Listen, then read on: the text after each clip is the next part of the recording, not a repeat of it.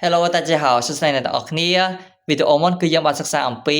អតីតកាលអញ្ចឹងវីដេអូនេះគឺយើងនឹងសិក្សាអំពីបច្ចុប្បន្នកាលកំពុងបន្តអញ្ចឹងភាសាអង់គ្លេសគឺមានន័យថា present continuous អញ្ចឹង present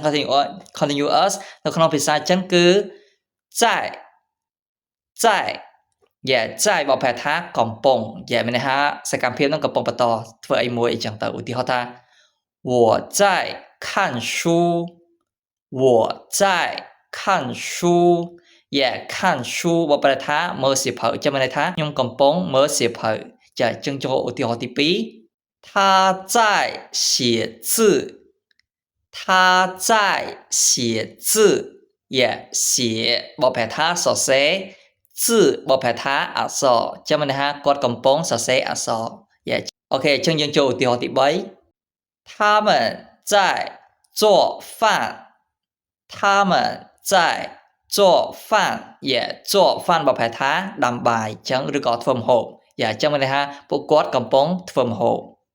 ចូលឧទាហរណ៍ទី4我们在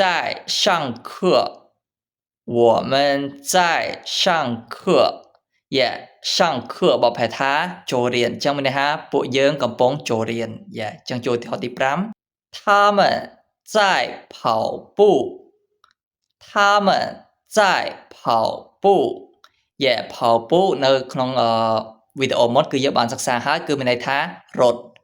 អញ្ចឹងគឺមានន័យថាពួកគាត់កំពុងរត់អញ្ចឹងមានន័យថា